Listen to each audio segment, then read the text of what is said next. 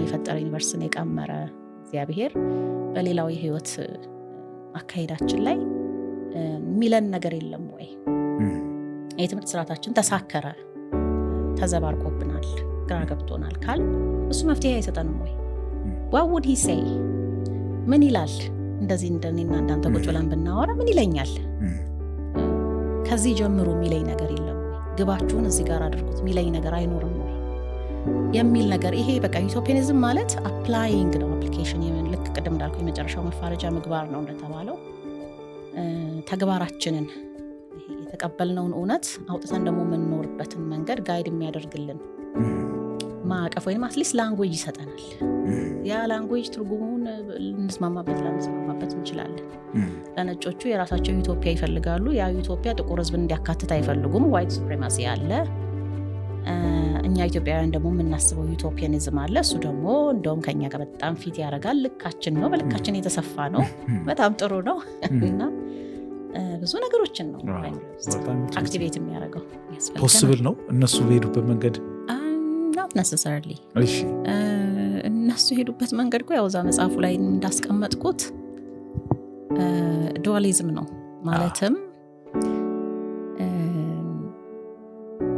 ለኛ የሚሰጡን ነገር ሌላ ነው፣ እነሱ የሚጠቀሙበት ነገር ሌላ ነው።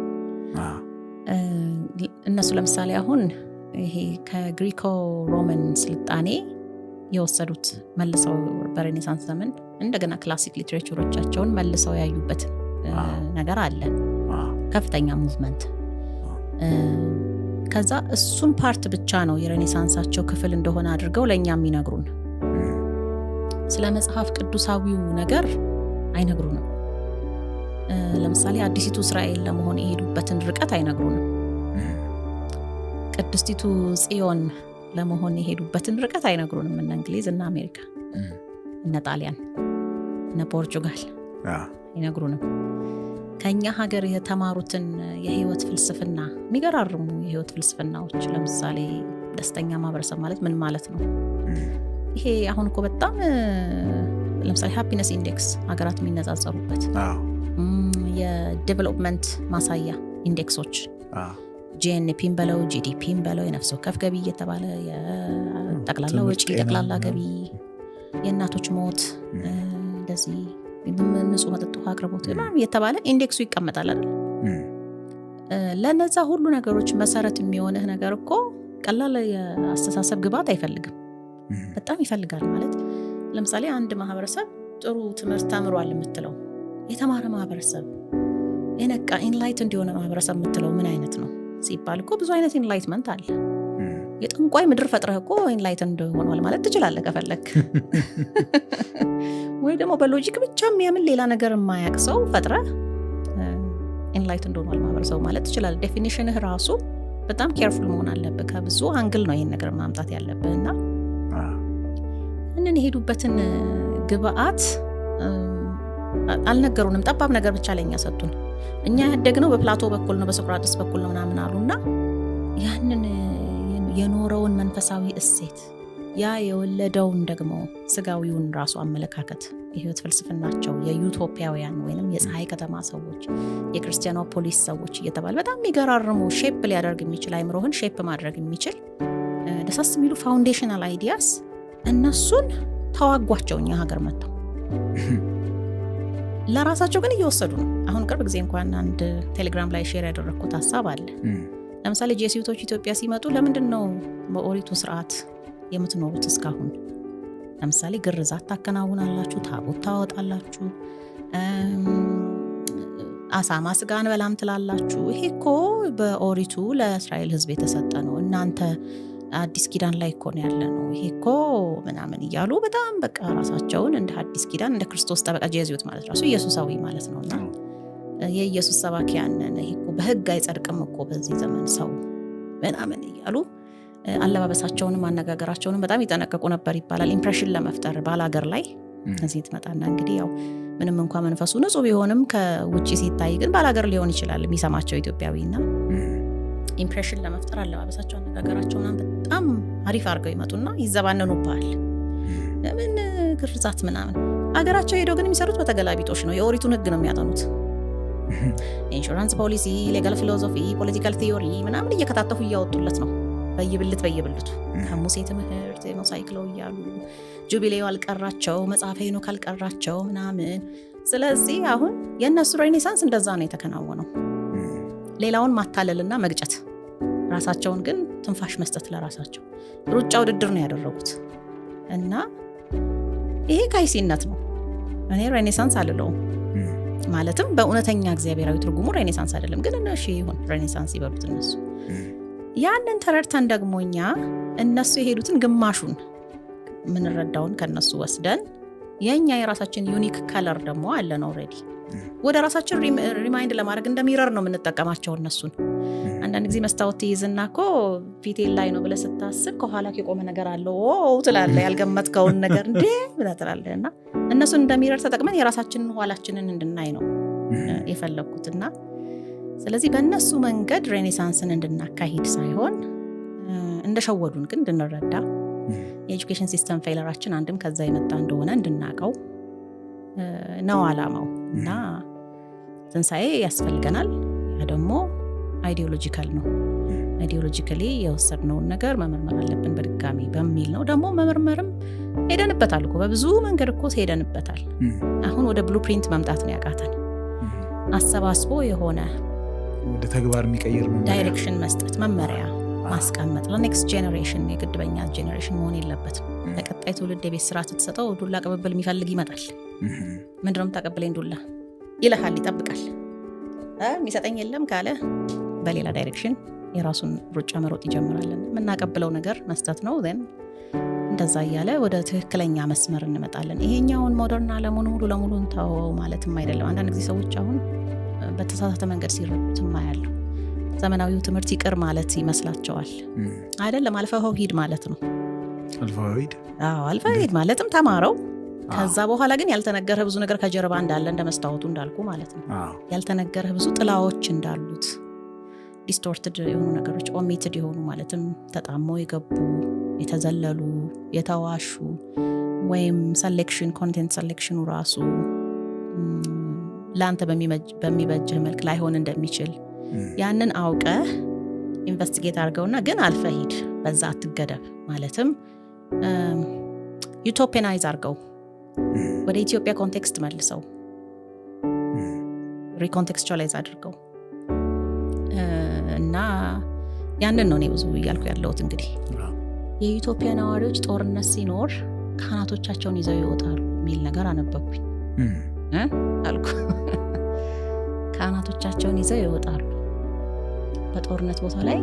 ካህናቶቻቸው ሚና አንደኛ ያለ ብዙ ደም መፋሰስ ጦርነቱ እንዲያበቃ፣ ቶሎ እግዚአብሔር ድል እንዲሰጣቸው፣ ከዚያም ደግሞ የጠላትን ወገን አገኘው ብለህ እንደ ልብህ እንዳጨፈጭፈው፣ እጅ ከሰጠ በኋላ መጨፍጨፍ አያስፈልግም፣ እንዳሸነፍክ ካወቅ ምህረት አርግ። ያንን ለማድረግ መሀል ይገባሉ ይላል። በጣም እንባይ መጣ። ማይ ጎድነስ፣ እነዚህ ኢትዮጵያውያን ቅዱሳን የተባሉት አይደሉም? ካህናትን ይዞ መዝመት በኢትዮጵያ ታሪክ ውስጥ የሚታወቅ አይደለም? እና ካህናቶቹ በጣም የሚፈሩ ከመሆናቸው የተነሳ የሚፈሩ ኢኔሰንስ የሚከበሩ ከመሆናቸው የተነሳ የኢትዮጵያ ካህናት ይላል ጠላት አገሪቱን ወሮ በመጣ ጊዜ ተው በቃ ይብቃችሁ፣ ከዚህ በላይ አጨፍጭፉ፣ ድል ሰጥቷቸዋል እግዚአብሔር፣ ዝም ብላችሁ አጨፍጭፉ ብለው የሚያስቆሙትን ያህል የራሳቸው ወገንም በጣም ሲጠቃ ያኛውን ወገን ተው ሲሉት ያቆምላቸዋል፣ ተከባሪ ከመሆናቸው የተነሳ ይላል። አጡብኝ ወዲያው ነው በቃ ባይምሬ ውስጥ እንዴ ገድላት ላይ የምናነባቸው ቅዱሳን ኢቭን አሁን በአድዋ ጦርነት ጊዜ ካህናት አብረው ዘምተው ታቦት ይዘው ለጣሊያን ወታደሮች እኮ ምርኮኛውን በሙሉ ጨፍጭፉ ምናምን አልተባለም። በቃ ልክ ጦርነቱ ሲያበቃ አበቃ። ከዛን ጊዜ ጀምሮ እጅ ሰጥቷል፣ እጅህ ላይ ወድቋል። ስለዚህ ምርኮኛ አያያዝ ህግ አለ። ያንን አክብረው ነው እንትን የሚሉት፣ ምህረት ይደረጋል። የአውሮፓውያን ተጓዦችን በጣም በፍቅር ነበር የሚቀበላቸው፣ ያሳዝኑት ነበረ። ምክንያቱም ሀገራቸው ላይ የጨለማው ዘመን ነው፣ ስደተኞች ናቸው። ቤዚካሊ እንዴት መሰለ የሚታሰበው አሁን እነሱ ራሳቸውን አሽሞንሙነው አሳሾች ምናምን እንደሚሉት ኦፍኮርስ አሳሾችም ሰላዮችም በጣም ፈንድድ የሆኑ ወታደሮች በቃ ሀገራቸው የሚሰሩ ሰላዮች ነበሩ። ግን ግማሹ በአሳሽ ስም ደግሞ የሚጓዘው ልክ አሁን እኛ እየተሰደድን አውሮፓ እንደምንገባው በሜዲትራኒያን ባህር አቋርጠን በጀልባ ተጭነን በዚህ ወደ ሳውዲ አረቢያ የሚሆን ወደ ምን በቃ ከተሳካልኝ ተሳካልኝ ካልሆነ ባህሩ ይብላኝ እንጂ እኔ እዚህ ሀገር አልኖርም ምናምን ብለን የምንወጣው አይነት አወጣጣለን አይደል? እነሱም እንደዛው ይወጡ ነበር። እንኳን ወንዶቹ ሴቶችም አብረዋቸው ይወጡ ነበር። እና ከሚሰሙት ነገር አንጻር ነው ስደት ነበረ። ሀዘኔታ ደግሞ ነበራቸው። ቅዱሳን እንኳን ለሰው ለእንስሳትም ያዝናሉ። እና በፍቅር ይቀበላቸው ነበረ። ሲያወራቸው በእጁ አቅፎ ያወራቸው ነበር ይባል ነበር። ወደ ደረቱ አስጠግቶ አቅፎ ያጽናና ነበር የሚያወራቸው። እና ያ ትዝታ ያን ዜና ብዙ ይሄድ ነበር። እንግዲህ ይሄ ብቻም ሳይሆን ብዙ ነገሮች አቅፎን ያወራ ነበር የሚለው ብቻ ሳይሆን ማለት ነው ብዙ ነገሮች ስለ ፕሬስተር ጃን ሀገር እንዲወራ ምክንያት የሆነው ቅዱስ ላሊበላ። ታዲያ ዮሐንስ የሚለው ስም ከየት መጣ? ምናልባት በመጥምቁ ዮሐንስ ስም ተሰይሞ ሊሆን ይችላል። ምክንያቱም በበረሃ ይኖር ነበር፣ አትክልት ይመገብ ነበር፣ ስጋ ነገሮች አይቀምስም ነበር። እሱም ብቻ ሳይሆን ሌሎችም የላስታ ነገስታት። ስለዚህ እነኚህ ሰዎች አናኖራቸው እንደ መጥምቁ ዮሐንስ ነው ይሉ ነበረ ራሳቸው የአውሮፓ ሰዎች። እና እንደዚህ አይነት ነገር ታገኛለህ። ይሄ አሁን በደንብ አስፋፍቼ ነው የናገርኩ። አንድ ፍንጭ ከሆነ ሰው አገኛለሁ ስትገጣጥመው ነገሩ እንደዛ ይሆናል። የሆነ ሙሉ ምስል እየሰጠህ ይመጣል።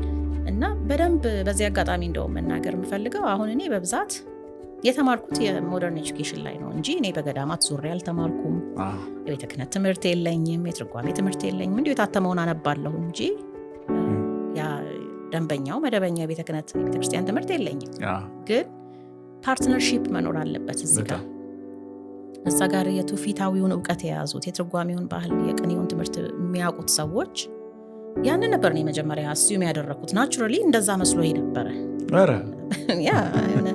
የሆነ ሰው ያን መጽሐፍ አንብቦ ኦኬ ስለዚህ ነገር እስኪ እናጣራ ምናምን የሆነ ተነሳሽነት ይኖራል ብዬ ገምት ነበር። ግን ሰዎች እኔ ስሮ ስላረኩት ብቻ ሰዎች ይቀልቡታል ማለት አይደለም። ዞሮ ግን ፓርትነርሺፕ ያስፈልጋል ያልኩ ይሄንን የብራናውን መጽሐፍት የሚያውቁ የኢትዮጵያን ታሪክ የተማሩ የኢትዮጵያን ታሪክ ማለት ይሄ በዩኒቨርሲቲ በኩል ያለውን ብቻ ሳይሆን በዋናነት እሱን ሳይሆን በዋናነት በብራናው ላይ የተጻፈው አሁን እንዳልኩ ደግሞ ዝም ብሎ እንዲሁ በመቀመጥ በጆሮ የሚገቡ ብዙ እንትኖች አሉ። እንደዚህ አይነት እውቀት ያላቸው ብዙ ወጣቶች አሉ። የሚገርም በገዳማት መዞር የሚማሩ የሆነ አትሊስት አንድ ነገር የጨረሱ ወይ ቅኔ የጨረሱ ወይም ትርጓሜ ሐዲስ የጨረሱ ሊሆኑ ይችላሉ።